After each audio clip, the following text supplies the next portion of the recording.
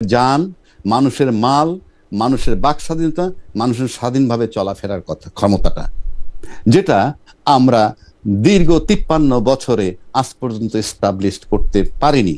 সুতরাং দেশকে আগে রাষ্ট্র বানাতে হবে। আর রাষ্ট্র বানানোর একটা সবচেয়ে সস্তা যে কথাটা বললাম, সহজ যে কথাটা, সেটা হলো এই মানুষের জানমালের নিরাপত্তা, স্বাধীনভাবে চলাফেরার নিরাপত্তা এবং তার কি বলে স্বাধীনভাবে চলাফেরার কথা এবং তার বাক স্বাধীনতা এনশিওর করতে হবে। এবং এনশিওর করলে রাষ্ট্র, একটা দেশ একটা রাষ্ট্র হবে। আগে দেশটাকে রাষ্ট্র বানানো হোক, তারপরে চিন্তা ভাবনা। আর রাষ্ট্রের কতগুলো বেসিক জিনিস থাকবে যেগুলো কখনোই পরিবর্তন হবে না। রাষ্ট্রের ফরেন পলিসি, রাষ্ট্রের প্রতিরক্ষা নীতি, রাষ্ট্রের অর্থনীতি চেঞ্জ হইতে পারে বিভিন্ন জনের বিভিন্ন চিন্তায়, কতগুলো বেসিক জায়গায়। যেমন আমার সার্বভৌমত্ব এখন পর্যন্ত কমপ্লিট হয় নাই। একটা স্বাধীন দেশে যখন 57 জন সেনা অফিসার মরে যায় আর বাকি সেনারা বসে থাকে চুপচাপ, এটা সার্বভৌমত্ব হ্যাম্পার। স্বাধীন দেশে যখন 10 লাখ রোহিঙ্গা ঢুকে যায়, গোটা দেশ নীরব থাকে, এটা সার্বভৌমত্বের ব্যাপার। সবকিছু দিয়ে আনেন, তাহলে এইভাবে চিন্তা করতে, দেশকে আগে রাষ্ট্র বানান। কিভাবে বানাবেন সেটা এখানে চলে শুধুই ক্ষমতার লড়াই, কোনো শর্ত নাই, শুধু ক্ষমতায় যাব এবং গোজামিল দিয়ে আমি ক্ষমতায় যেতে চাই। পরবর্তী বাংলাদেশের পরিচালনা, এটা রাষ্ট্রের পরিচালনা হোক, এটা সামাজিক নর্মসগুলি ঠিক করে দেওয়া হোক, সেইটার ক্ষেত্রে আসলে কোনো পরিবর্তন আসবে কিনা আমরা বলি। শুনেন একটা কথা বলি খালেদ ভাই, আমি বলি, আমরা আমাদের জায়গাটা কোথায় নিছি জানেন? আমরা যারা মুক্তিযোদ্ধা ছিলাম 71 সালে, মানে আমি আমার রূপকর্তে বলছি, যারা মুক্তিযোদ্ধা ছিলাম তাদের জন্ম কিন্তু সব পাকিস্তানে। এবং মুক্তিযুদ্ধের পক্ষের শক্তি যারা দীর্ঘদিন দেশ শাসন করার পর কিন্তু দেশ ছেড়ে চলে যেতে হয়েছে। কেন যেতে হয়েছে সেই আলাপের কোনো দরকার নেই। আর আজকে যারা স্বাধীনতার পরে জন্ম নিছে তাদেরকে আমরা রাজাকার বলছি। মানে আমার কাছে সূত্রটা কি? মানে আপনি যে বলতেছেন, আপনি অ্যাকশন দেখেন না। রাজ্জাকি ভাই, না আমি বলি, তারেক ভাই আমার বড় ভাই, শুনেন, আপনি আমার বড় ভাই, জাস্ট 30 সেকেন্ড সুযোগ দেন যদি। আচ্ছা আমি বলেন, আমি বলেন 30 সেকেন্ড। আচ্ছা বলেন। নিউ ইয়র্কের জ্যাকসনার্স থেকে আপনাদের সঙ্গে আছে আমি খালেদ মহিউদ্দিন। জুলাই সনদ নিয়ে অনৈক্য কাটেনি, নির্বাচন ব্যবস্থা নিয়ে কে কার সঙ্গে যাচ্ছে, কোথায় কে দাঁড়াচ্ছে, তা নিয়েও চলছে নানা ধরনের আলোচনা। এর মধ্যে নিবন্ধন পেতে হলে কি করতে হবে, নিবন্ধন ছাড়া একটি রাজনৈতিক দলের আর কি করার থাকে, সেসব নিয়ে কথা বলার জন্য আজ আমাদের সঙ্গে রয়েছেন সুপ্রিম কোর্টের আইনজীবী ও বাংলা ফাউন্ডেশনের প্রধান নির্বাহী কর্মকর্তা অ্যাডভোকেট আবু হায়ানার রাজ্জাকি। জনাব রাজ্জাকি, আপনাকে আমাদের অনুষ্ঠানে স্বাগত জানাই। আপনি আমাদেরকে সময় দিয়েছেন, সেজন্য শুভেচ্ছা ও কৃতজ্ঞতা জানবেন। আমাদের সাথে আরও থাকছেন আম জনতার দলের সদস্য সচিব জনাব মোহাম্মদ তারেক রহমান। জনাব মোহাম্মদ তারেক রহমান, আপনাকে আমাদের অনুষ্ঠানে স্বাগত জানাই। আপনি আমাদের সাথে যুক্ত হয়েছেন, সেজন্য শুভেচ্ছা ও কৃতজ্ঞতা। আমি প্রথমেই জনাব তারেক রহমান আপনার কাছে একটু আসতে চাই। আপনি যদি আমাদের একটু, আপনার কাছে আমার কিছু গুচ্ছ প্রশ্ন রয়েছে, এই প্রশ্নগুলির ব্যাপারে আমরা সুপ্রিম কোর্টের আইনজীবী জনাব রাজ্জাকির কাছ থেকেও একটু জানতে চাইবো, কিন্তু প্রথমে আপনার কাছেই জানতে চাই যে গুচ্ছ নম্বর প্রশ্নের মধ্যে প্রথমটি হচ্ছে, দলের নিবন্ধন পেতে যে নিয়মতান্ত্রিক প্রক্রিয়া, তা কি সেইটার নির্বাচন কমিশন বলছে সেটা ঘাটতি ছিল এবং ঘাটতি পূরণ করার উদ্যোগ না নিয়ে আপনি অনশন করে প্রেসার দিতে চেয়েছেন। বিষয়টি আমাদের একটু বলবেন যে আসলে দলের নিবন্ধন পেতে যে নিয়মতান্ত্রিক প্রক্রিয়া অনুসরণ করার কথা ছিল তার সবটা আপনি অনুসরণ করেছেন কিনা, জনাব তারেক রহমান? আমি শরীয়তপুরের একটা উদাহরণ দিচ্ছি। শরীয়তপুরে আমাদের 2টা উপজেলায় তদন্ত করে, সর্বশেষ যে তদন্ত হয়, এবং বাকি উপজেলার তদন্ত কেন হলো না, আমরা সেই উপজেলা নির্বাচন অফিসগুলোতে বারবার গেলাম এবং ওইখানে যে সচিব দায়িত্বপ্রাপ্ত ছিল সেই সচিবকে আমরা বললাম যে বাকি উপজেলাগুলোতে তদন্ত হবে না কেন। উনি বারবার বলছিলেন যে হেড অফিস থেকে, মানে নির্বাচন ভবন থেকে যদি চিঠি না আসে তাহলে আমরা কি করব। তো আমরা পরবর্তীতে ঠিকই দেখলাম যে ওই সকল উপজেলাগুলোতে না দেখানো হয়েছে।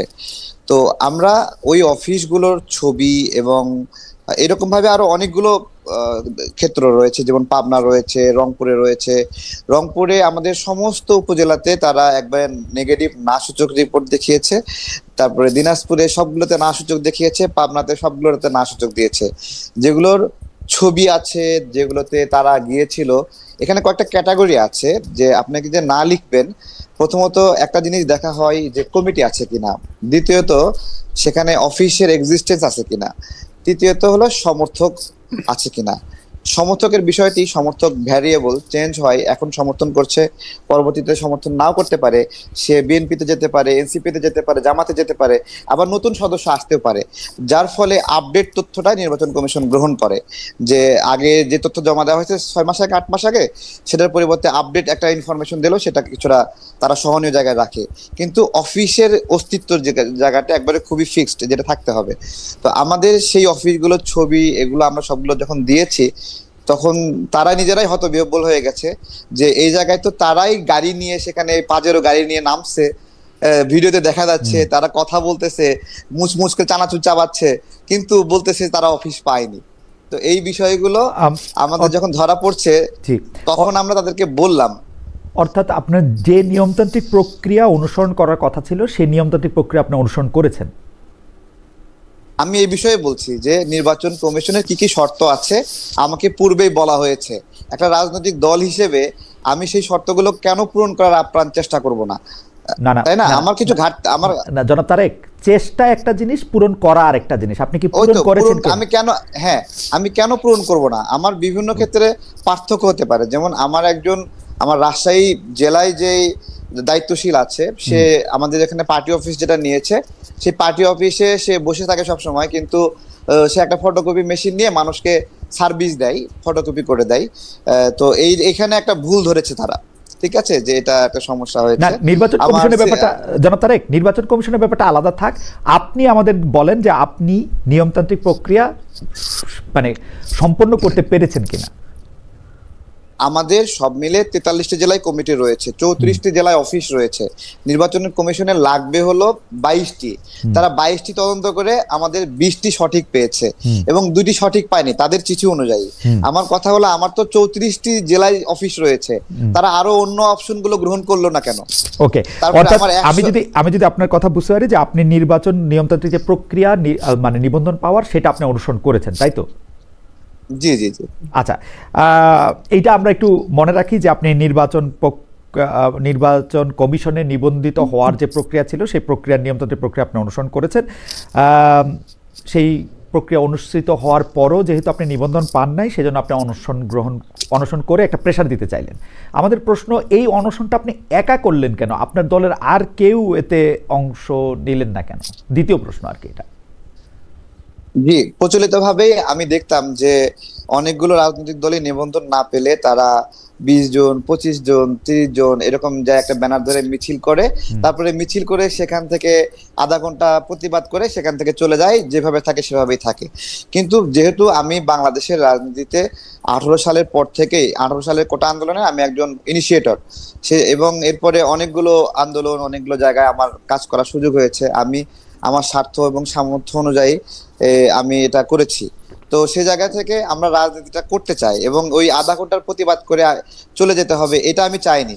সেজন্য আমার জায়গা থেকে আমি মনে হয়েছে যে আমি এখানে আমার এমন একটা প্রক্রিয়া খেয়াল করেছি আমি, যে আমাকে বাদ দেওয়ার একটা চেষ্টা ছিল সব জায়গায়, যেখানে সবগুলো উপজেলা একটা জেলার নেগেটিভ রিপোর্ট দিচ্ছে, এটাকে আমাকে ইন্টেনশনাল মনে হয়েছে যে আমাকে ছেটে ফেলার একটা সিস্টেম। এবং এখানে আমরা যেন নির্বাচনে, আমাদের কিছু মানুষ নির্বাচনে অংশগ্রহণ করতে চাই, তারা আমাকে বলছে, তারেক ভাই এতদিন ধরে আমরা রাজনীতি করছি, আমরা কি নির্বাচনে অংশ নিতে পারবো না? এতদিন জনাব তারেক, আপনাকে ছেটে ফেলার জন্য সবাই এত উদ্গ্রীব হয়ে চেষ্টা করবে কেমনে? আপনি কি ভোটের মাঠে অনেক বড় ফ্যাক্টর? আমি ভোটের মাঠে অনেক বড় ফ্যাক্টর কিনা জানি না, তবে 2018 সালে কোটা আন্দোলনের যে প্রাইমারি ইনিশিয়েটর, ওটা আমার ছিল। 2024 সালে আমাদের সমন্বয়ক ভাইরা যখন আন্দোলনটা বন্ধ করে দিল, সেই সময় রামপুরা অঞ্চলে কিন্তু আমি আমার সাধ্যমতো আমার ভাই বন্ধু রাজনৈতিক সহযোদ্ধা যারা, তাদেরকে নিয়ে আন্দোলনটা রিস্টোর করার চেষ্টা করেছি। কতটুকু পেরেছি আমাদের এটা নাগরিকরা বিবেচনা করবে, ওই অঞ্চলের মানুষরা বিবেচনা করবে। তো এখানে অনেকেরই একটু পেইন লাগে আমাকে মনে হয়, তারা আমাকে মাথা ব্যথা মনে করে। এর কারণ কি আপনি আসলেই মানে পেইন দেয়ার একজন লোক, নাকি মানে আপনি একজন প্রতিদ্বন্দ্বী? মানে ব্যাপারটা কিরকম? যে ধরেন সবাই, আচ্ছা আমার যেহেতু অনেকগুলি গুচ্ছ প্রশ্ন করার কথা, আপনি যদি অনুমতি দেন, আপনি এইটা একটু আমাকে বলেন তো যে আপনি একটা রাজনৈতিক দলের সদস্য সচিব, কিন্তু একটা দাবি বা একটা প্রেশার করার জন্য অনশন করলেন আপনি একলা, এইটার কারণটা কি আসলে? আচ্ছা, আমি সেটাই বলছিলাম যে আমরা যদি এই পাশে 100 মানুষ থাকতাম, ওই পাশে নির্বাচন কমিশন নিরাপত্তা রক্ষী রাখতো 50 জন, দুই পক্ষ ঠেলাঠেলি করতো অথবা চাপাচাপি করতো। আমি আসলে এভাবে একটা মব ক্রিয়েট হোক আমি চাইনি। আমি চেয়েছি যে আমি একাই এখানে বসবো, যদি রাষ্ট্রের মানে হলো বিবেচনা হয় যে আমার এই বিষয়গুলো পুনর্বিবেচনা করবে, আমার বিষয়গুলো জানার চেষ্টা করবে। আমার কথাগুলো তারা শুনছিল না, আমাকে বাইরে থেকে ফিরাই দিচ্ছিল, পিএস এর মাধ্যমে বলে দিচ্ছিল নিবন্ধন নিয়ে কোনো আলোচনা হবে না। আমি খুব অসহায় বোধ করছিলাম যে আমার কথাগুলো শুনবে না কেন। আমি কিছু জায়গায় চ্যালেঞ্জ করতে চাই, আমি তাদের মুখোমুখি বসতে চাই যে কোন জায়গায় তারা নেগেটিভ পাচ্ছে, এবং আমি সেটা সুরাহা করতে চাই। আমার যদি ঘাটতি থাকে, তারা যদি কোনো মিস ইনফরমেশন হয় যে আমাকে আমার অফিসে গিয়ে পাইনি, আমি এই বিষয়গুলো ফেস করতে চাই। আমি রাজনীতির জায়গাটাতে আমি আমার অ্যাক্টিভিজম, আমার লড়াইটা চালাতে চাই, যাতে এটা মব সৃষ্টি না হয়, একটা ইয়া না হয়, সেজন্য আপনি একলা, আপনি রাষ্ট্রের সুবিবেচনার দিকে দৃষ্টি দিয়েছিলেন। জি, এবং দেখুন ওইখানে আমি যখন বসছিলাম তখন আরো অনেক কয়েকটা সংগঠন আমার দেখা দেখি বসছিল, এবং তারা বিভিন্ন ভাবে মানে হলো দরজা ধাক্কাধাক্কি করেছে, আমার কাছে খারাপ লেগেছে। এবং তারা পুলিশের সাথে ধস্তাধস্তি করেছে, এটাও আমার কাছে খারাপ লেগেছে। আমি আমি আমি তাদের প্রতিপক্ষ হতে চাইনি। আমি একটা ন্যায় বিচারের জায়গা থেকে বারবার প্রার্থনা করছিলাম যে এখানে কোথাও ভুল হচ্ছে, আপনারা জাজমেন্টটা সঠিকভাবে করেননি। তো এটা আমার কাছে, যেহেতু আমাকে অনেক মানুষ মায়া করে, তাই আমার মনে হচ্ছিল যে আমি লড়াইটা নিজের সঙ্গে করি, যাতে করে তারা মায়া করে আমার বিষয়টা এটা বিবেচনা করে। জনাব তারেক রহমান, আপনি এত সুন্দর কথা বলেন, আপনার কথা শুনতেই ইচ্ছা করে, কিন্তু ঘটনা হইতেছে যে আপনি নির্বাচন কমিশনের রাষ্ট্রের যারা কর্তৃপক্ষ তাদের দৃষ্টি আকর্ষণ করতে চাইলেন, কিন্তু আপনি অনশনটা ভাঙলেন হচ্ছে বিএনপি নেতাদের কথায়। বিএনপি নেতারা আপনার কি আশ্বাস দিল? বিএনপি কি আশ্বাস দেওয়ার ক্ষেত্রে, মানে তারা তো ক্ষমতায় নাই, মানে বিএনপি নেতা জনাব সালাউদ্দিন আহমেদের কথায় আপনি অনশন কেন ভঙ্গ করলেন? মানে তারা কি আপনাকে আশ্বাস দিল যে ঠিক আছে আপনি অনশন করছেন, আমরা ক্ষমতায় আসলে আপনাকে কোনো কিছু একটা ব্যবস্থা করব, ওরকম কিছু? খুব ভালো বলেছেন। দেখুন, বিএনপি যে সকল নেতৃবৃন্দকে নির্বাচনের জন্য বিভিন্ন আসন ফাঁকা রেখেছে, আমি মনে হয় তাদের আপনার হলো চেক লিস্টের মধ্যে নাই। ঠিক আছে, সুতরাং তাদের কাছ থেকে অনেক বেশি ফেভার চাওয়ার বিষয়ে আমি বারবার বলে আসছিলাম, আমরা একটা মার্কা চাই, যে মার্কা নিয়ে নিজেরা নির্বাচন করতে চাই, আমাদের বন্ধুরা করতে চাই। এবং বিএনপির যে বিষয়টা এনেছেন যে বিএনপি এখানে করে দেবে কিনা, প্রথমত আমি আপনার হলো এখানে খুব করে চেয়েছিলাম যে কোনো রাজনৈতিক দল এসে চাপ সৃষ্টি করে আমার নিবন্ধনটা নিয়ে দেখে, এটা আমি চাইনি। ঠিক আছে, এবং ইলেকশন কমিশন থেকেই বারবার একটা কথা বলেছিল যে আমাদেরও ভুল হতে পারে, আমাদের অফিসাররাও ভুল করতে পারে, তারেক চাইলে আপিল করতে পারে। ঠিক আছে, এই বিষয়টি আমাকে সালাউদ্দিন ভাই প্রথমে এসেই বলে, তোমাকে তো আপিল করার সুযোগ দিয়েছে, তুমি আর কত নিজের কষ্ট দিবা। ঠিক আছে, আর হলো আমি আসলে হতবিহ্বল হয়ে গিয়েছিলাম। সালাউদ্দিন ভাই আসছে, তো আমি তো ওনাকে অনেক রেসপেক্ট করি, তারপরে রাজনৈতিক কারণে অনেক বিষয়ে আলোচনা পরামর্শ ভাইয়ের সাথে হয়, বড় ভাইয়ের মতো। উনি আসছে, ওনার আশেপাশে যে শক্তিমান মানুষগুলো আছে তারা মুহূর্তের মধ্যে আমাকে উঠে অ্যাম্বুলেন্সে পুরাই দিল, আমি বুঝে ওঠার আগে। ঠিক আছে, মানে এইটাও প্রায় বোঝাই গেল। জনাব তারেক রহমান, আপনাকে ধন্যবাদ।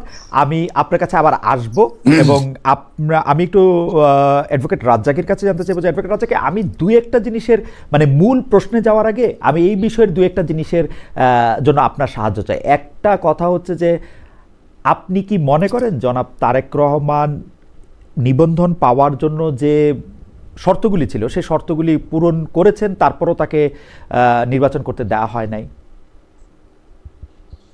বা সরি নিবন্ধন পাইতে দেওয়া হয় নাই, মানে আপনি এটাকে কিভাবে দেখছেন?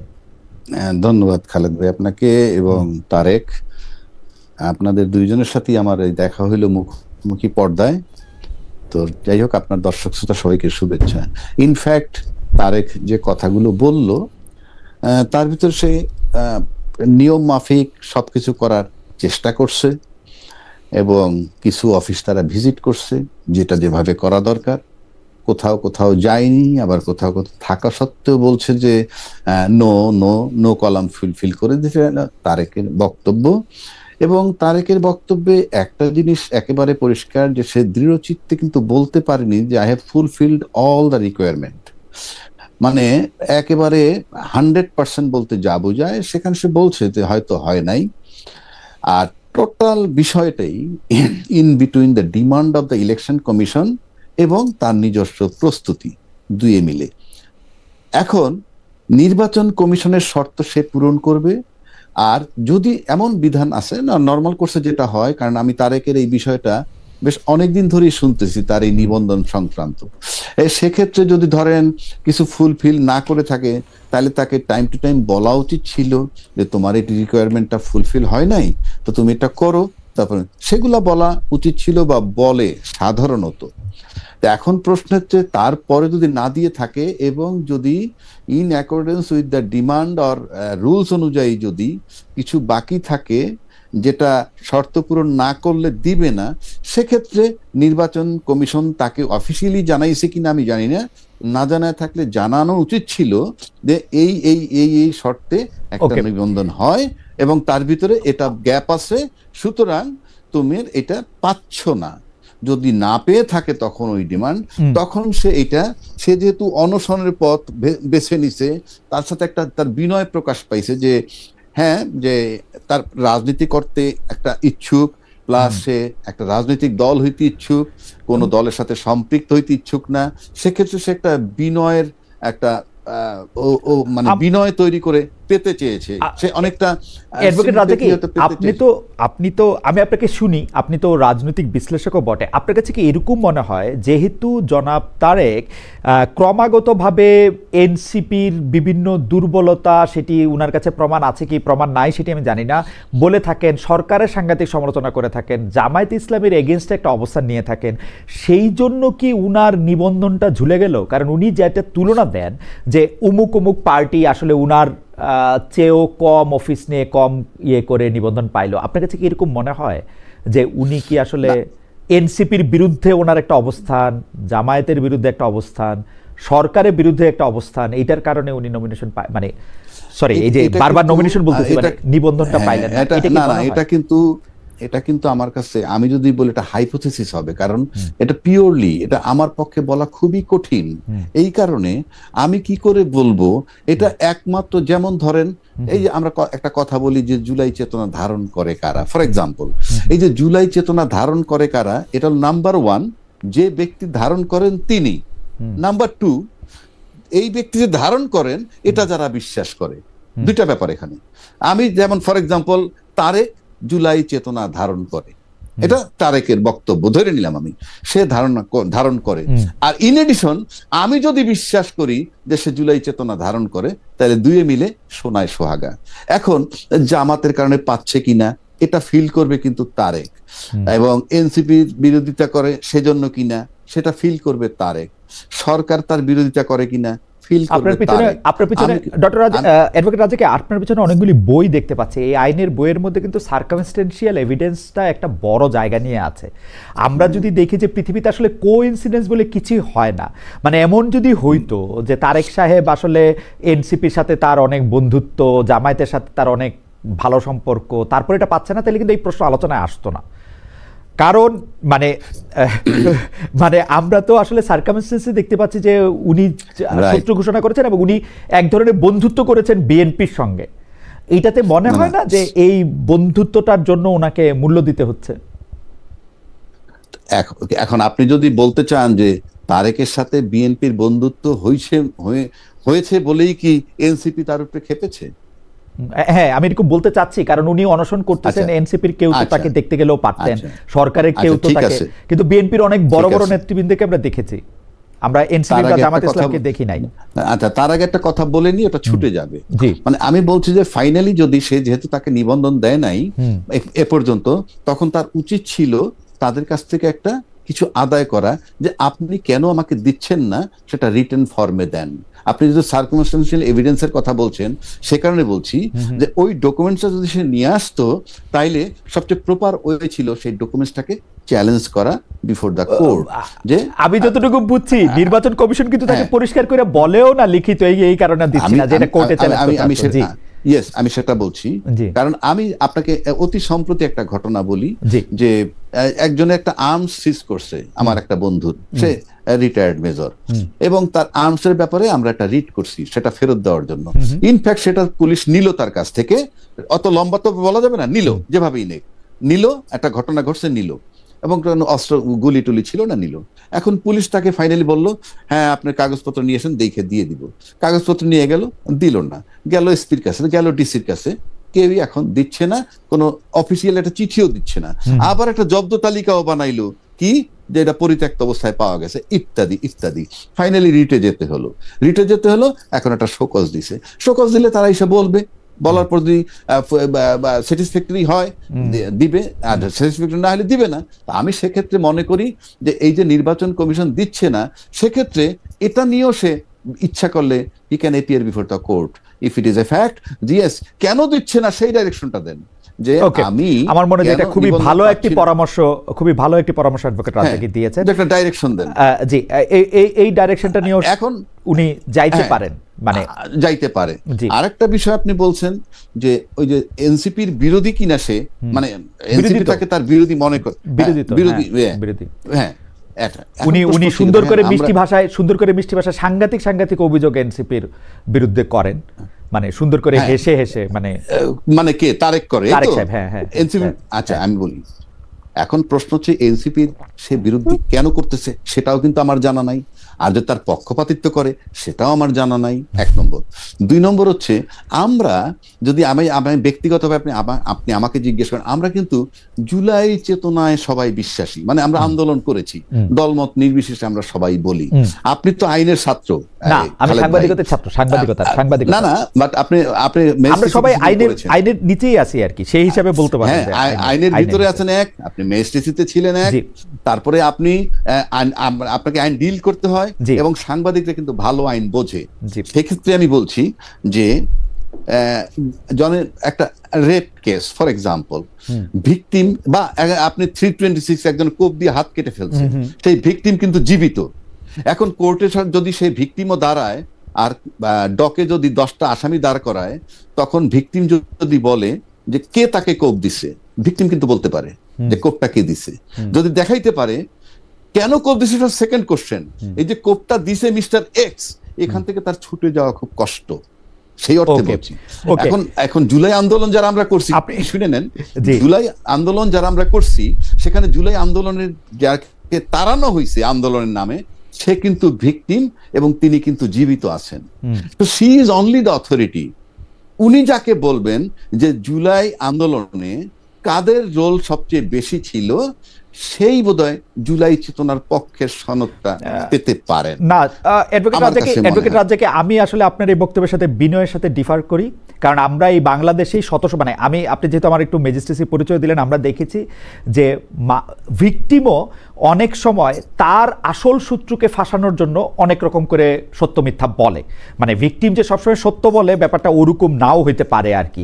সেই জন্য আমি এই কথাটা, এই একটা ছোট্ট কেভিয়েট দিয়ে রাখলাম, এই একটা ছোট্ট কেভিয়েট আমিও দিয়ে রাখি।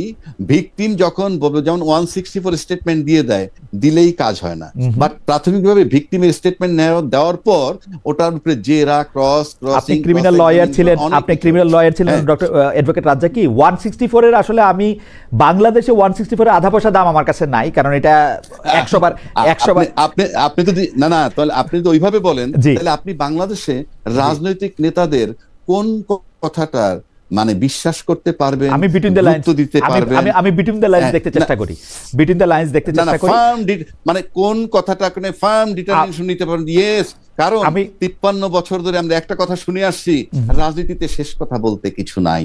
এই যে শেষ কথা বলতে কিছু নাই, this term is not acceptable. পৃথিবীতে কোনো কিছুতেই শেষ কথা বলে কিছু নাই, ছোট গল্পেও নাই, রাজনীতিতেও নাই, অর্থনীতিতেও নাই, সমাজনীতিতেও নাই, বিবাহ নীতিতেও নাই, প্রেমেও নাই, কোথাও নাই ভাই। এটা আসলে বলা হয়, এটা বলার জন্যই আমি আসছি আপনার কাছে। খালেদ ভাই, একটু দ্বিমত করছি আপনার সাথে। আর কোথায় শেষ কথা আছে বলেন, আপনার আর কোথায় শেষ কথা? না আমি একটা কথা বলি, বলি আপনি আপনার ফ্যামিলি লাইফ আছে, আমার ফ্যামিলি লাইফ আছে।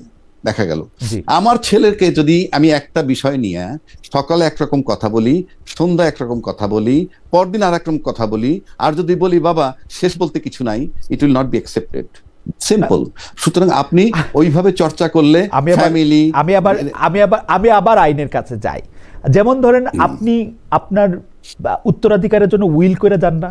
সেটা কি শেষ উইল? এই পৃথিবীতে শেষ উইল বলে কিন্তু কিছু নাই। এই পৃথিবীতে শেষ উইল বলে কিন্তু কিছু নাই। আমি বলছি বিধান মোতাবেক করলে সেই উইল থাকে, কিন্তু শেষ উইল বলে কিন্তু নাই। যাই হোক, হাওয়েভার শেষ উইল বলে কিছু নাই, আমার কাছে শেষ কথা বলেও কিছু নাই সব ক্ষেত্রে। কিন্তু জনাব তারেক, আমি আপনার কাছে আসতে চাই যে জনাব রাজ্জাকি আপনাকে আসলে একটা পথ দেখাইছেন যে আপনাকে আসলে ঠিক কাগজেরও দরকার নাই, কেন তারা কাগজ দিচ্ছেন না সেটাও আপনি চ্যালেঞ্জ করতে পারেন, কিন্তু সেটা অন্য কথা। কিন্তু আমরা কিন্তু আপনাকে দেখি জনাব তারেক রহমান, আপনি খুবই মানে আমি জানি না আপনার কাছে কতটুকু মানে ফ্যাক্ট থাকে, আপনি ফ্যাক্টে বেস করে কিনা আপনি বলতেছেন, কিন্তু আপনার বলার কথা এরকম বলছেন যে সবাই মিলে হয়তো আপনাকে চাচ্ছে, যে আপনাকে পেইন মনে করতেছে।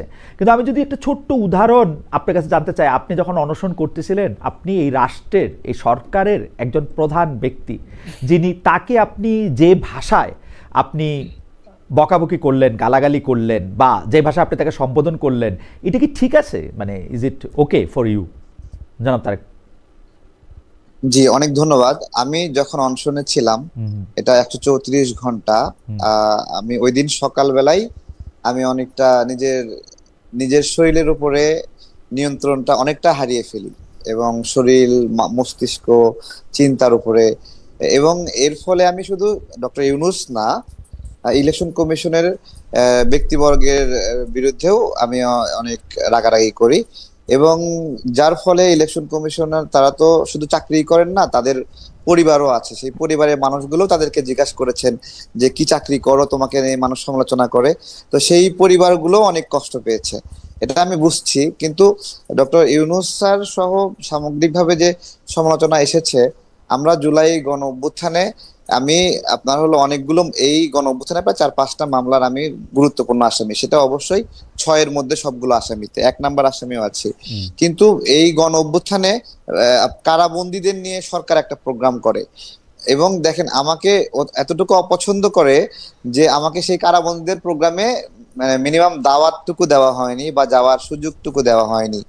এরকম আরো অনেকগুলো বিষয় রয়েছে। আমরা জুলাই গণ অভ্যুত্থানে অনেক ভালো ক্ষতিগ্রস্ত হওয়ার ফলেও, ভালো ক্ষতিগ্রস্ত মানে এত বেশি নিপীড়ন হয়েছে, আমার দাঁত এটা কিন্তু ভাঙা, কিন্তু এটা র্যাবের ডিজি ওই সময় ঘুষি মারতে মারতে আমাকে অজ্ঞান করে ফেলে, এবং সেই সময় আমার এই দাঁতটা মানে অর্ধেক ভেঙে যায়। না না জনাব তারেক, এগুলি মোটামুটি আপনার মুখে শুনেছি যে আপনি আমাকে বলেন তো আপনাকে অপছন্দ করার কারণ কি? আপনি তো হ্যাঁ কারণটা কি সেটাই বলছি। জি, সেটাই বলছি।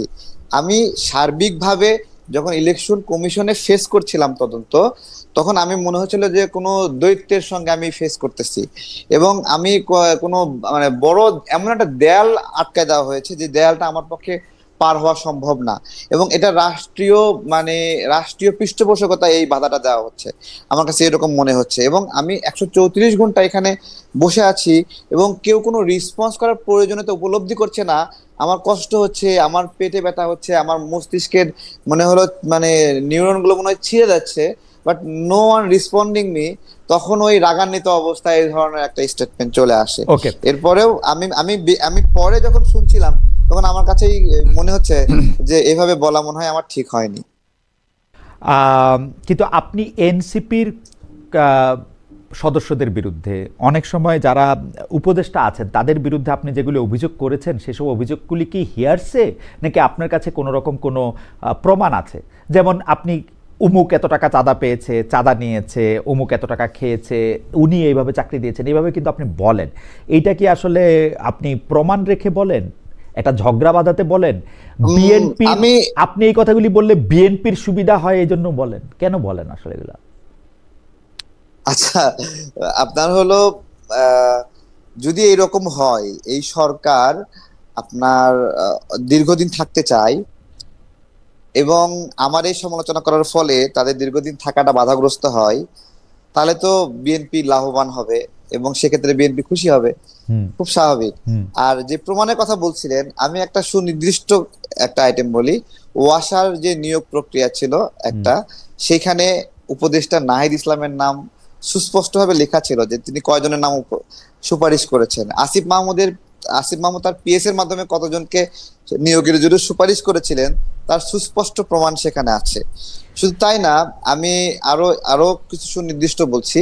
একজন সচিব আছেন যিনি জেল থেকে একটা প্রতিষ্ঠান চালাচ্ছেন, আপনার হলো তাকে কয়েকশো কোটি টাকার একটা প্রজেক্ট আসিফ মাহমুদ দিয়েছে, ঠিক আছে। এবং আসিফ মাহমুদ দেখেন নিজে বলছে যে এই সময়ে এসে 10 থেকে 20 কোটি টাকা না হলে নির্বাচন করা যায় না। তাহলে সে এখন বলছে ঢাকা 10-এ নির্বাচন করবে। আমার প্রশ্ন হলো তাহলে কি তার 10-20 কোটি টাকা সংগ্রহ হয়ে না না গেছে?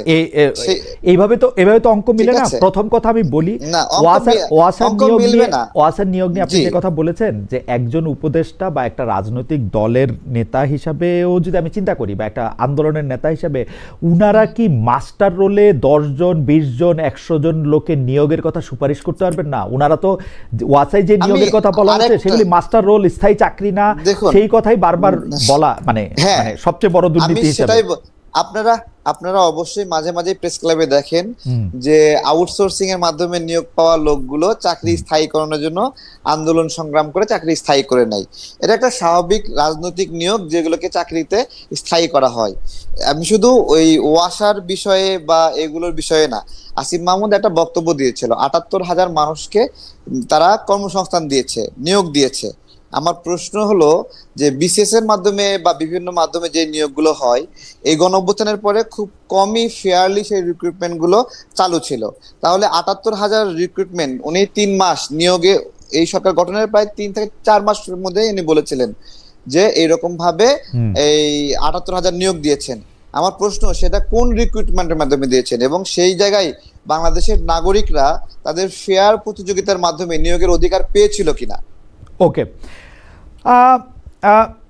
তবে আমার কাছে মনে হয় জনাব তারেক রহমান, আমরা যদি একজন রাজনীতিবিদ যখন আরেকটা রাজনীতিবিদের বিরুদ্ধে কোনো অভিযোগ করে, নিশ্চয়ই এইটার মধ্যে তার কাছে একটা ফেয়ার, মানে শুধু অনুমান না, তাকে দেখতে না পারা না, মানে তার কাছে একটা প্রমাণপত্র থাকবে। আমরা আগের রাজনীতি তো আর দেখতে চাই না আপনাদের মধ্যে, সেটাও আপনার তো আছেই। আমি বলছি দেখেন, কিছু তো দুর্বৃত্তায়ন আছেই। আপনার হলো সে তার আসিফ মাহমুদ তার পিএস কে যখন দুদকে তলব করলো, তার এনআইডি কার্ড লক করলো, ঠিক আছে, তো এগুলো সব তো বায়বীয় না, তাই না? এগুলো সবগুলো যদি বায়বীয় বলে দেন তাহলে দুর্নীতির বিরুদ্ধে আর কেউ কথাই বলবে না। ঠিক আছে, আমি একটু অ্যাডভোকেট রাজাকে আপনাকে, এটা কি এক্স্যাক্টলি আপনার হলো একটা লোক ক্ষমতায় আছে, দায়িত্ব পালন করছে, এক্স্যাক্টলি তার বিরুদ্ধে আপনি অকাট্য দলিল, আপনি আপনার হলো পেন টু পেপারস আপনি পাবেন না, ঠিক আছে? অনেক কিছু না পাইলে আমি বলবো না, না পাইলে আমি এরকম করে তাকে দুর্নীতিগ্রস্ত বলবো না আর কি।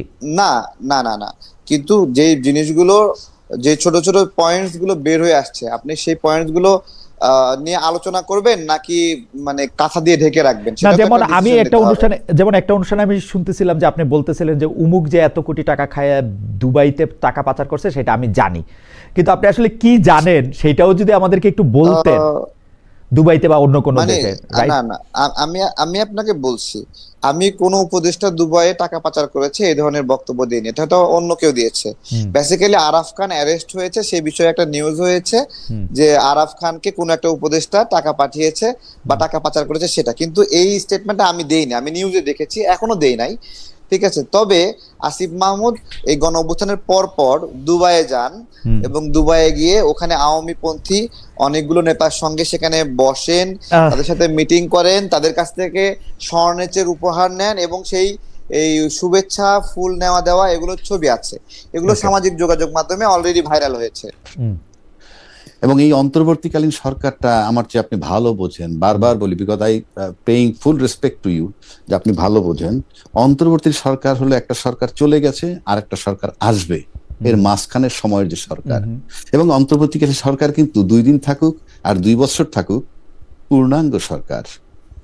এবং এই পূর্ণাঙ্গ সরকার, যার কথাটা কিন্তু আবার আমাদের যে সংবিধান, যেটার কথা বারবার আমরা বলি, সেই সংবিধানের ভিতরে কিন্তু এখন এই মুহূর্ত পর্যন্ত অন্তর্বর্তীকালীন সরকার বলতেও কিছু নাই, তত্ত্বাবধায়ক সরকার বলতেও কিছু নাই। সুতরাং উনি অন্তর্বর্তীকালীন সরকার হিসেবে কাজ করতেছেন।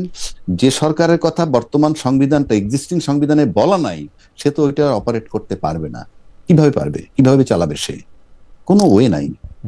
আমরা এখন করব, পরে ঠিক করে নিব, তাহলে হবে না অন্যান্য বারের মতো? না না, আপনি অন্যান্য বারের মতো সেটা আরেকটা, সেই ওখানে যে যাবেন ওই পর্যন্ত, আপনি তো পার্লামেন্ট পর্যন্ত যাবেন, এই যে পার্লামেন্ট যাবেন সেটার জন্য আপনার কাগজ হইলেও বানায় নিতে হবে, তারপরে যান, যাওয়ার পর আপনি সংবিধান কি করবেন না করেন পরের কথা। আমি তো ওই সংবিধান, দেখেন খালেদ ভাই, আমি এই কথাগুলো অনেকবার বলতে, যেমন আমরা তিনজন এখন কথা বলতেছি, এটা কিন্তু অন এয়ার চলে যাচ্ছে, তাই না? হ্যাঁ, আচ্ছা, এখন আমার রুমে অন্য একটা লোক যে এটার সাথে সংযুক্ত যদি না হইতে পারে, সে কথা বলতে থাকলে তো অন এয়ারে যাবে না। অর্থাৎ অর্থাৎ আপনাকে গাড়িটা চালাইতে হলে গাড়ির ভিতরে ঢুকতে হবে। ওই সংবিধানটা চালাইতে হলে ওই সংবিধান চালানোর অধিকারী একমাত্র নির্বাচিত প্রধানমন্ত্রী। এবং ইউনূস সরকার কিন্তু নির্বাচিত প্রধানমন্ত্রী হিসেবে শপথ নেননি, উনি অন্তর্বর্তীকালীন সরকার প্রধান হিসেবে। আপনি মনে হচ্ছে যে 106 যথেষ্ট না উনার কার্যক্রম পরিচালনা? না না, 106তে বলা হয়েছে কি, 106তে তাকে বলা হয়েছে যে এরকম একটা সাংবিধানিক শূন্যতা বা একটা সংকট, সেক্ষেত্রে একজন মানে একটা অন্তর্বর্তী সরকার নিয়োগ দেওয়া যেতে পারে, সেই সুপারিশ। কিন্তু এই নিয়োগ দেওয়া এবং সকল ক্ষেত্রে প্রধান উপদেষ্টা প্রধানমন্ত্রীর স্থলাভিষিক্ত হইবেন না, না, সকাল অন্তর্বর্তী সরকার প্রধানমন্ত্রীর কি স্থলাভিষিক্ত হবেন বলা আছে না? এটা ইমপ্লাইড মিনিং, এটা তো বলা থাকবে। সরকারটা কেমনে চালাবে, সরকারটা কেমনে চালাবে? আপনি মিনিং ইন্টারনাল আপনি ধরে নিলে আমি কি করব? আপনি শব্দটা হলো অন্তর্বর্তীকালীন সরকার, এটার মিনিং আমি সংবিধানের প্রধানমন্ত্রী কিভাবে ধরবো তাকে? কারণ আপনি বলতেছেন যে অন্তর্বর্তীকালীন সরকার পূর্ণাঙ্গ সরকার, সেইভাবে ধরবো পূর্ণাঙ্গ সরকার, এবং সেই জন্য সরকার প্রধান লাগবে একটা সরকার। না না, উনি তো সরকার প্রধান। ওকে, এবং উনি সরকার প্রধান হিসেবে প্রধানমন্ত্রীর সকল ক্ষমতা এক্সারসাইজ করবেন, অসুবিধা কি? আমি প্রধানমন্ত্রীর কথা তো আনতেছি না। উনি তো নিছেন অন্তর্বর্তীকালীন সরকারের প্রধান হিসাবে। উনি তো প্রধানমন্ত্রী কিভাবে হবেন? যদি তাকে আপনি প্রধানমন্ত্রী সবাই মিলে বানায় দেন, তাহলে সংবিধানে ঢুকে যাক, 29 সাল পর্যন্ত থাকুক, এটা হবে না? হবে না, এটা হবে। উনি যখন যেহেতু হবে না, যেহেতু হবে না, উনি পরিষ্কার অন্তর্বর্তীকালীন সরকার, এবং অন্তর্বর্তীকালীন সরকার নিছেন অন্তর্বর্তী সরকার হিসাবে। আমার এবং আমার দর্শকদের জন্য অ্যাডভোকেট রাজাকে, আমার এবং আমার দর্শকদের জন্য আমি এটা একটা ছোট ভাঙা বলি। আপনার কাছে কি মনে হয় যে প্রধান উপদেষ্টা সরকার প্রধান হিসেবে যে পাওয়ার এক্সারসাইজ করেন, এইটা প্রধানমন্ত্রীর চেয়ে কিছু কম? আমি প্রধানমন্ত্রী আনবই তো না, প্রধানমন্ত্রী নাই আমার। তো প্রধান উপদেষ্টা হিসাবে উনি যে কাজ করতে পারবেন, সেইটা কি উনি সরকার প্রধান হিসাবে উনাকে কোনো কাজ করতে কি উনাকে বার দেওয়া হয় বা কমাই দেওয়া হয় যে না তুমি অন্তর্বর্তীকালীন সরকারের প্রধান, তুমি এইটা পারবা না? না না, উনি 12 দেওয়া হচ্ছে না, কমাও দেওয়া হচ্ছে না, উনি করছেন, এবং উনি যে করছেন সেটা সবাই মেনে নিচ্ছেন। যেমন ধরেন, আপনি ওই সংবিধানে যদি যান, তর্কের খাতিরে বলছি, সংবিধানটায় বলা আছে সংসদ ভেঙে যাওয়ার পর 90 দিনের মধ্যে নির্বাচন, কোনো কারণে যদি না হয় তাহলে আরো 90 দিন, আপনি 180 দিন পাবেন। তাহলে যেদিন নিউজ সাহেব আসলেন, আসার পর যখন উনি বলছিলেন অল্প সংস্কার হলে, সংক্ষেপে বলি, অল্প সংস্কার হলে ডিসেম্বর 25-এর মধ্যে নির্বাচন, আর বেশি সংস্কার হলে জুন 26-এর মধ্যে নির্বাচন, তখন কি আমরা বাংলাদেশের ব্যক্তিরা, রাজনীতিবিদরা কেউ কি প্রশ্ন করছিলাম যে আপনি অতদূর কিভাবে যাবেন? আপনি তো সংবিধান মোতাবেক সর্বোচ্চ 180 দিনের মধ্যে নির্বাচন দিয়ে চলে যাবেন। আমরা কি কেউ ভয়েসটা রেজ করেছিলাম? আমার মনে পড়ে। কিন্তু আমার কাছে কি মনে হয়, ফেব্রুয়ারি 2025-26-এ যখন আমরা নির্বাচন দিব, যখন একটা পার্লামেন্ট আসবে, সেই পার্লামেন্টের মধ্যে আমরা ভূতাপেক্ষ এইটাকে কার্যকর বলবো যে উনাকে এই কয়দিন এই জন্য থাকতে হয়েছিল, এই জন্য এটা সিদ্ধ, এবং এটা সংবিধানে কোনো অসুবিধা আমি দেখি না। ঠিক আছে, আপনার তর্কের খাতিরে আপনাকে আমি আপনার জবাবটা দিচ্ছি। আমরা তো এটা জুলাই সনদ করেছিলাম, তাই না? জুলাই সনদ, জুলাই সনদ না, জুলাই ঘোষণাপত্র, রাইট, জুলাই ঘোষণাপত্র। আমি এটা বারবার বলে আসছি, এখনো বলছি আপনার সামনে, জুলাই ঘোষণাপত্র যেটা আমরা করলাম, সেটার ভিতরে তো এই সরকার আমরা একটা মেয়াদ দেই নাই তো। আমরা তো দিতে পারতাম যে এই সরকারের মেয়াদ 8ই আগস্ট 2024 থেকে 30 জুন 2026 পর্যন্ত হবে, নাম্বার 1। নাম্বার 2, এর ভিতরে উনি একটা ইলেকশন কমিশন নিয়োগ দিবেন। নাম্বার 3, এর ভিতরে উনি একটা নির্বাচন করে চলে যাবেন। পারতাম তো, এখনো দেওয়া যায় জুলাই ঘোষণাপত্র সংশোধন হিসাবে। কেন দিচ্ছি না? না দেওয়াতে কি অসুবিধা হয়েছে? আপনার মেয়াদ দিত না, আপনি কিভাবে নির্বাচন? না, আপনি মেয়াদ নাই তো বলতেছেন, কিন্তু এটা একটা বিশেষ অবস্থা, পরবর্তী সরকার না আসা পর্যন্ত এই সরকার প্রধানকে কন্টিনিউ করতে হবে। এটা তো হচ্ছে মানে আপনি যদি সংবিধানটাকে ভাঙতে থাকেন পরমাণুর মতো, কিন্তু কোথাও একটা গিয়ে তো আপনার থামতে হবে আসলে। সেটাই বলছি, যদি তাই হয়, আমি তো এডমিট করতেছি, সেটা কি অন্তর্বর্তীকালীন সরকার যে সিদ্ধান্ত নিতেছেন, এইগুলো সব অন্তর্বর্তীকালীন সংবিধান মোতাবেক। অর্থাৎ উনি ওই সংবিধানের বাইরে, উনি ওই সংবিধানে ঢুকতে পারছেন না, আপনি ঢুকাইতে পারবেন না, ওনার নাম ওখানে নাই। না সেটা আপনি তো তাকে কিভাবে ঢুকাবেন? সুতরাং উনি এই যে ফেব্রুয়ারিতে নির্বাচন হচ্ছে, ওনার সিদ্ধান্ত অন্তর্বর্তীকালীন সরকারের অন্তর্বর্তীকালীন সংবিধান মোতাবেক, ওটা ওনার মাথা থেকে আসতেছে। আপনি এটারে বায়বীয় বলতে পারেন, অলিখিত বলতে পারেন।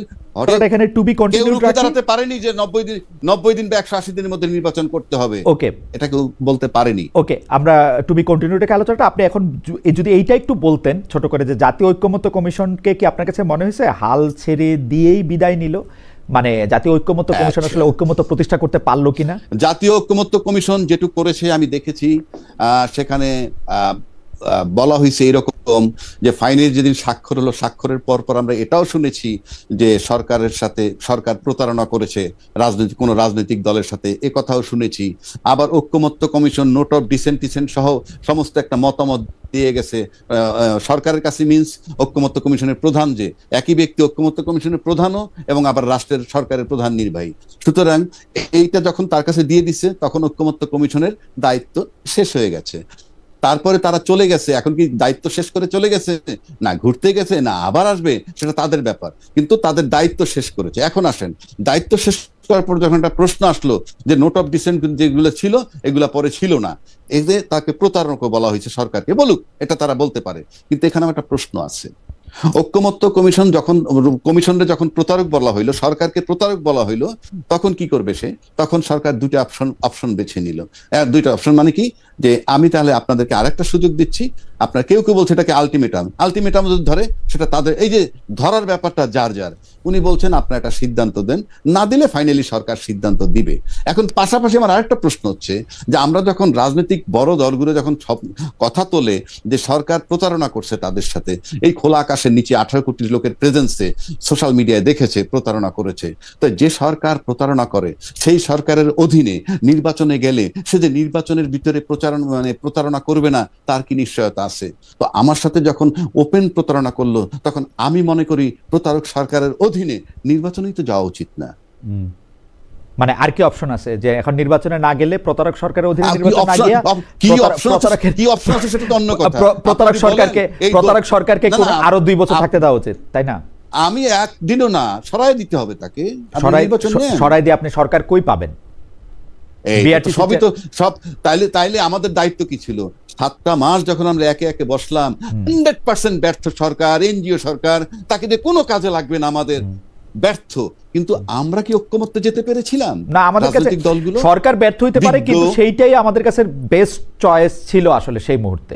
আমাদের কোনো উপায় ছিল না, কারণ হচ্ছে যে একটা দেশের সরকার পালায় গেছে, আমাদের কোনো উপায় ছিল না। ডক্টর ইউনূস আমাদের একমাত্র উপায়। ইয়েস, এই সরকার যে আমাদের কাছে বেস্ট অপশন ছিল, এবং এই সরকার যে একেবারেই গ্রহণযোগ্য নয়, এই দুইটার মেয়াদ কখন বুঝলাম আমাদের বেস্ট অপশন? কখন বুঝলাম যে এটা আমাদের বেস্ট অপশন, এবং কখন বুঝলাম এই সরকার আমাদের কিন্তু অযোগ্য? আমরা মনে করছি এই সরকার আমাদের বেস্ট অপশন ছিল, পাশাপাশি আমরা এও মনে করছি এই সরকারকে ইলেকশন দিতে হবে, এবং এই সরকার ইলেকশন দিতে সময় নিজে ইলেকশনে দাঁড়াবে না, এটুকুই আমাদের চাওয়া ছিল। কারণ শেখ হাসিনা গত কয়েক বছর ইলেকশন করছে, নিজে ইলেকশনে দাঁড়ায়, তার জন্য ইলেকশন সুষ্ঠু হয় নাই। আমরা এরকম একটা সরকার চাইছিলাম যে নিজে ইলেকশনে দাঁড়াবে না, দাঁড়ায় একটা ইলেকশন দিবে। আমরা বিভিন্ন রকম ওকালতি পেঁচে পড়ছি, আজকে এইটা কালকে সেইটা, ইলেকশন বারবার পিছায় গেছে, এটা আমরা চাই নাই। এই হচ্ছে সহজ হিসাব। এটা কিভাবে? আচ্ছা, আপনি যদি মহিউদ্দিন ভাই প্রতারিত হন আমার কাছ থেকে, হ্যাঁ, না আমি প্রতারিত শব্দটা ইউজ করব না, আমি বলবো যে অযোগ্যতা, অসমানতা। হ্যাঁ, আমি তারেক সাহেবের কাছে আসবো। তারেক সাহেব কি করতেছে সেটা তারেক সাহেবের কাছে একটু জানি। জনাব তারেক, আপনি এই তারেক সাহেবকে আমি বলছি, হ্যাঁ জি, জনাব তারেকের কাছে একটু শুনি। জনাব তারেক এখানে বলতে চাইতেছিলেন, জনাব তারেক আপনি বলেন। জি, আমরা দেখেন, আমরা তো ভোটাধিকারের জন্য লড়াই করেছি শেখ হাসিনার সময়ে, যে আমাদের এটা হচ্ছে না। যিনি সরকারে থাকবেন তিনি আবার এমপি নির্বাচনে যাবেন, এবং তিনি সরকারে থেকেই তিনি নির্বাচনের আয়োজক এবং তিনি এমপি প্রার্থী। এটাই তো সমস্যা ছিল। তো এই কাজটা তো এই সরকারও করছে, তারা নিজেরাই এমপি হওয়ার জন্য খায়েশ জ্ঞাপন করছে, এবং এখানে বিএনপি করছে না। তো জনাব তারেক, আপনি খায়েশ জ্ঞাপন করছে না তো? না, ওনারা পদত্যাগ করে নির্বাচন করবেন। আমরা তো শেখ হাসিনাকে, যেমন আমার মনে আছে, আমি শেখ হাসিনাকে বলছিলাম যে আপনি চেয়ারটা ছাইরে নির্বাচন করেন, দরকার হলে শেখ রেহানাকে প্রধান নির্বাচন কমিশনার বানান। ওইটা উনি করেন নাই, কিন্তু প্রধানমন্ত্রী থেকে ইলেকশন করছে। কিন্তু আপনি মনে করে থাকেন, একটু বলি না, দেখুন, আপনার এই সরকার গঠিত হওয়ার সময় বিএনপি করা একটা লোক কেন এই সরকারে অংশ হয়নি, বা জামাত করার একটা লোক সরাসরি এই সরকারে কেন পার্ট হয়নি।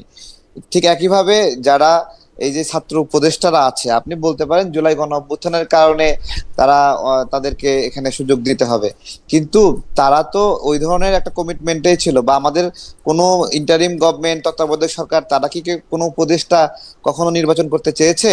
বা এখানে ধরেন আসিফ মাহমুদের ক্ষেত্রে আপনি মেনে নিচ্ছেন, নাহিদের ক্ষেত্রে মেনে নিচ্ছেন, অথবা বিএনপি জুলাই স্পিরিটকে ধারণ করার জন্য বলতে চান না ছেলে 2-3টা নির্বাচন করবে, করুক, বাট এটা তো একটা নীতি বহির্ভূত কাজ।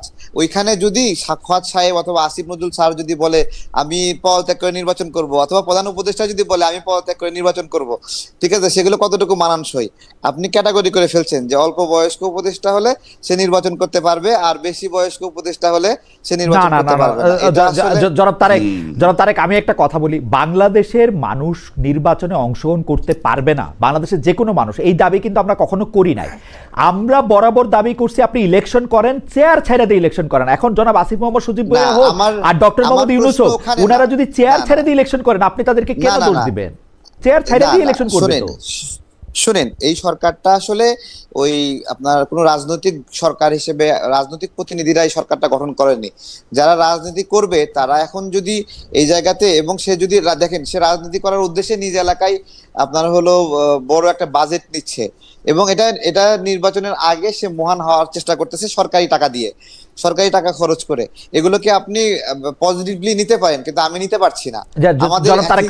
আপনার আমি ব্যাপারটা বলি, ধরেন আপনি বিএনপির ভারপ্রাপ্ত চেয়ারপারসন তারেক রহমান, যিনি এখন প্রধানমন্ত্রী আছেন, 5 বছর আপনি প্রধানমন্ত্রী আছেন, 5 বছর প্রধানমন্ত্রী থেকে বাংলাদেশের অনেকগুলি জায়গায় আপনি অনেকগুলি উন্নয়নের কাজ করছেন, কাজ করাইছেন।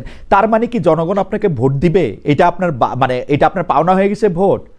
না না, তো আপনি চেয়ার ছেড়ে ইলেকশন করবেন, চেয়ার ছেড়ে জনগণের কাতারে নেমে ইলেকশন করবেন, সেটা আপনি যে কোনো সময় করতে পারেন। দেখেন, অন্তর্বর্তীকালীন সরকারের কোনো উপদেষ্টা বা তত্ত্বাবধায়ক সরকারের কোনো উপদেষ্টা যখন চেয়ার ছেড়ে নির্বাচন করতে চাইবে, এবং তার আগে সরকারের পক্ষ থেকে তার এলাকায় স্পেশাল বাজেট দেওয়া হবে, এগুলো এথিক্সের মধ্যে যায় না, আমি মনে করি যায় না। না না, কিন্তু আমরা কিন্তু গত 15 বছর, 17 বছর, 21 বছরের সবকিছু আমরা ভুলে যেতেছি। আমরা কিন্তু শেখ হাসিনাকে বলছিলাম যে আপনি প্রধান নির্বাহীর চেয়ার ছাড়েন, ছাইরা আপনি ইলেকশন করেন। একটাই দাবি ছিল আমাদের গত 15 বছরে, যে আপনি ছাইরা ইলেকশন করেন, কারণ আপনি থাইকা ইলেকশন করলে আপনি কি করেন এটা আমরা দেখতে পাচ্ছি। না না না না, আমি বলছি দেখেন, এটা হলো মানে প্রচলিত রাজনৈতিক সরকার না। এখানে যে মানুষগুলো আসছে, এটা একটা সামাজিক চুক্তি ছিল ওই সময়েই, যে অন্তর্বর্তীকালীন সরকারের উপদেষ্টারা নির্বাচনে অংশগ্রহণ করবে না, এরকম একটা বলা বলি ছিল, এবং এই ধরনের একটা প্রজ্ঞাপন হওয়ার কথা ছিল।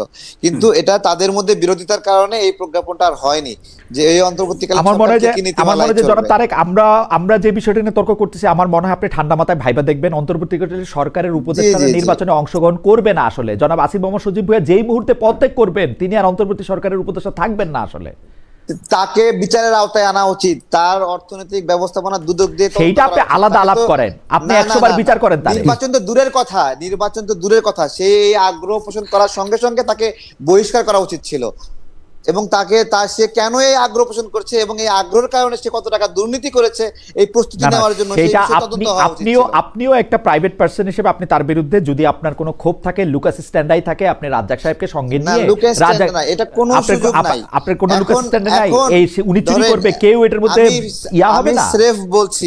আমি স্রেফ বলছি এখন হয়তোবা তারা বিএনপির সঙ্গে যাবে, আমাদের সাথে বিএনপির বন্ধুত্ব আছে, থাকলেও আমরা এটা বিরোধিতা করব।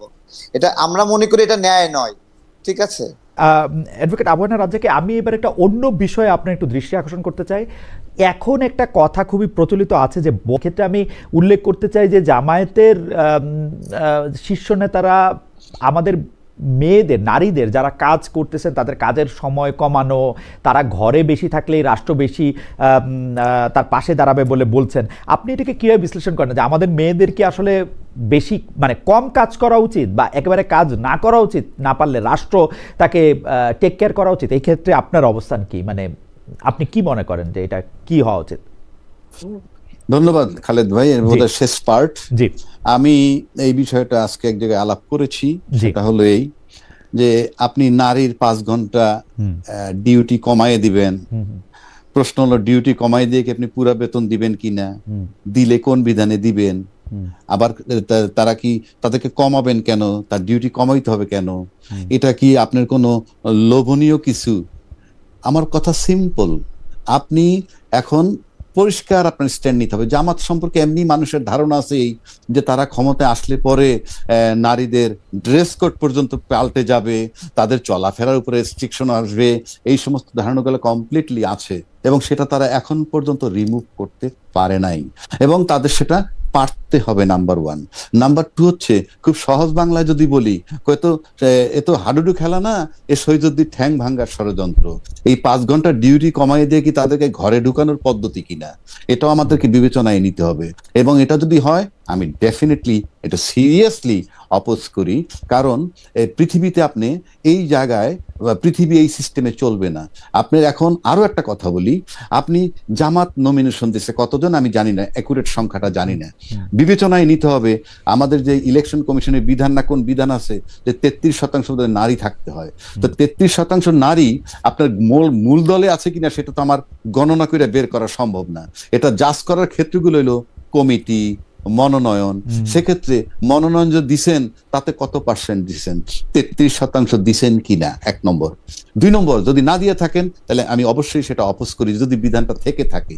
2 নম্বর আসি, আমরা বিএনপি কেও দেখেছি যে আমরা যদি জামাতের সাথে কম্পেয়ার করি, অবশ্যই আমরা বিএনপি কে জামাত ভাববো না, কিন্তু বিএনপি যে 237টা আসন দিছে তার যদি 33% আমি নারী ধরি তাহলে 70-75টা নারী নমিনেশন দেওয়ার কথা, কিন্তু সেটাও হয়নি। সুতরাং নারীর ব্যাপারে কিন্তু সবাই মুখে যাই বলুক না কেন, ভিতরে বোধহয় নারীদেরকে একটা অবহেলার দৃষ্টিতে দেখা হয়। তা না হলে আপনার 237টা আসনের মধ্যে এই মাত্র 10টা না 11টা কেন? আর জামাতেরটাও পরিষ্কার করতে হবে তাদের নারী আসন কতজন দিছেন, এবং আমার কাছে মনে হয় না 33% দিছেন বিদায়। আর এই যে 5 ঘন্টা তাদের ডিউটি কমাই দিবেন, আমি কোনোভাবেই এটার সাথে একমত নই। কারণ আমি কেন নারী পিছিয়ে রাখবো, রাখার তো কোনো কারণ নাই। এবং এটা উনি যদি সস্তা কিছু করে থাকেন সেটাও ভুল করছেন, and if it is a fact সেটাও ভুল করছেন। এবং আপনি যদি 5 ঘন্টা ডিউটি কমাই দিয়ে তারা টাকা পুরো দিবেন যদি থাকে, সেটাও আপনার কিন্তু একটা বৈষম্যর ব্যাপার। যেভাবেই যান কোনোভাবে এটা গ্রহণযোগ্য নয়। আমি কি বুঝাতে পারলাম? অ্যাবসলিউটলি। আমি একদম এই প্রসঙ্গে জনাব তারেক একটু কথা বলবেন। জি, আমরা একদম শেষ করে বলেন জনাব তারেক। না, আমি আসলে 13 তারিখের একটা বিষয়ে মতামত রাখতে চেয়েছিলাম, সুযোগ পাইনি। জি বলেন, সুযোগ দেন। বলেন। জি, প্রথমত আওয়ামী লীগের বিচারটা জামাত করুক, এটা আমি কখনো চাই না। আমি খুব করে পর্যবেক্ষণ করেছি যে এখানে আসামি পক্ষের আইনজীবী এবং রাষ্ট্রপক্ষের আইনজীবী, এখানে জামাতের আধিক্য বা ব্যাপক রয়েছে। যদি এরকম হয় তাহলে বিষয়টা এরকম আসে যে 1971 সালের প্রতিশোধ নিচ্ছে নাকি জামাত। তো আমি এটা চাই না।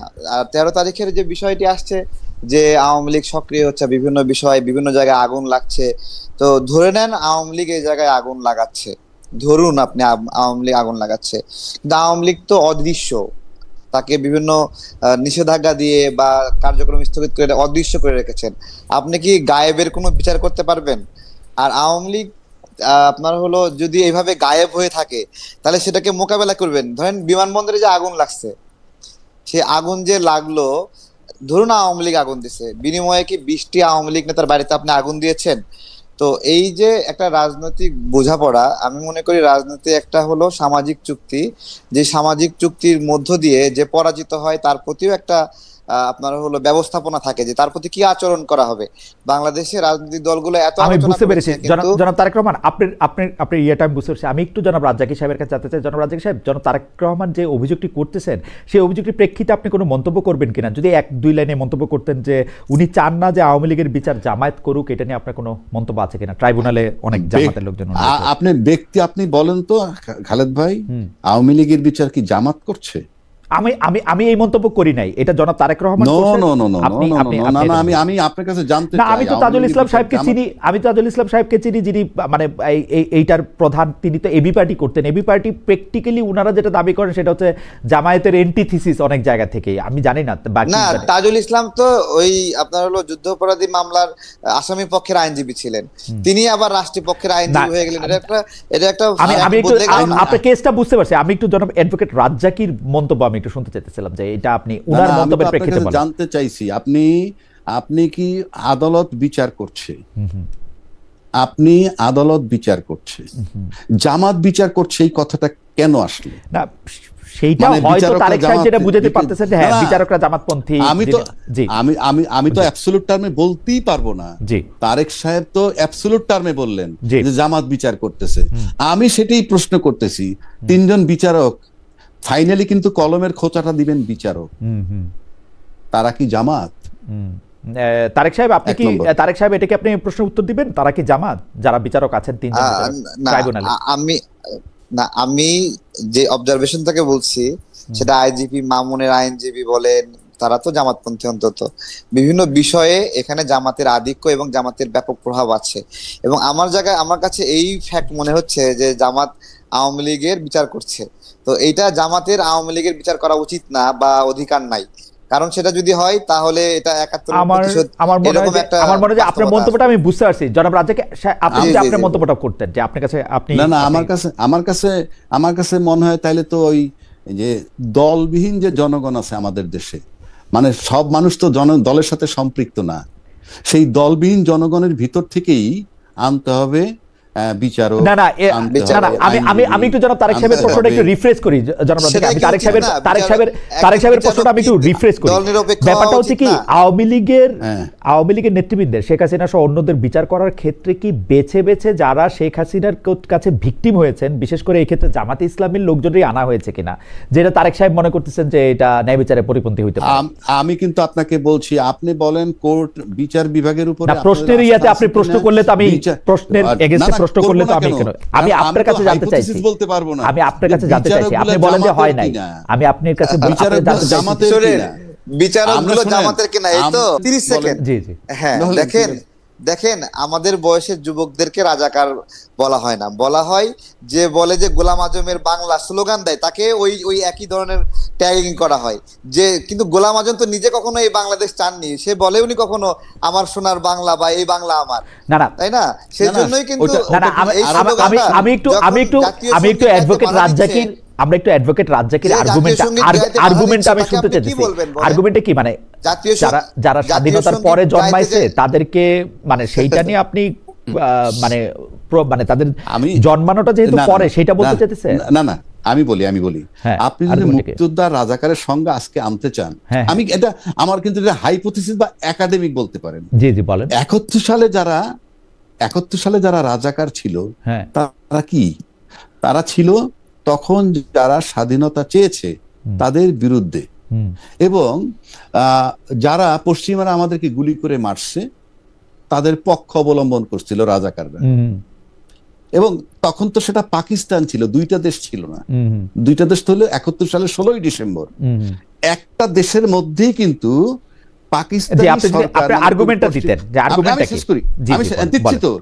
পাকিস্তান সরকার তখন যাদেরকে মারছে তারা কিন্তু পাকিস্তানের নাগরিকই হত্যা করছে, মানে স্বাধীন পাকিস্তানের নাগরিকই হত্যা করেছে।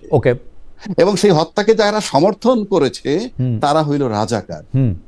আজকে যদি বাংলাদেশের 2024-এর ঘটনা আপনি আনেন, তাহলে এই সরকার বসে কিন্তু এই স্বাধীন দেশের স্বাধীন নাগরিককে হত্যা করেছে। সেই স্বাধীন নাগরিককে হত্যা করার পরেও তখনকার মিডিয়ায় যারা যারা ওই সরকারকে সমর্থন করেছিল তাদেরকে অবশ্যই এই যুগের এই সময়ের রাজাকার বলতে হবে। আর তখন যারা ওই ফ্যাসিস্ট সরকারের বিরোধিতা করছে, সে যদি রাজাকারের নাতিও হয়ে থাকে, সে এই সময়ের মুক্তিযোদ্ধা। ওকে, মানে আপনি এইভাবে সংজ্ঞায়নটা করতে চান, তাই তো? ডেফিনেটলি। কারণ আপনি কি জামায়াতে ইসলামী বাংলাদেশের রাজনৈতিক ইতিহাসে যে জামায়াতে ইসলামী ফ্যাক্টরটা আছে সেটাকে এইভাবেই ডিল করতে চান? নো, ওটাকে আমি এভাবে নিচ্ছি। আমি বলছি দুইটা স্বাধীন দেশেই সরকার স্বাধীন লোককে হত্যা করেছে। ওকে, দুইটা স্বাধীন দেশে সরকার স্বাধীন দেশের লোককে হত্যা করেছে। বাংলাদেশের সরকারও দেশের স্বাধীন সাধারণ মানুষ এই দেশের লোককে হত্যা করেছে। ওকে, এবং তখন যে যারা এই হত্যার পক্ষপাতিত্ব করেছে সেটাকে আপনি কিভাবে নেবেন? আচ্ছা, না সেইটা আপনার সঙ্গে আমরা বুঝতে পেরেছি। জনাব তারেক, আমরা একদম শেষ পর্যায়ে আছি।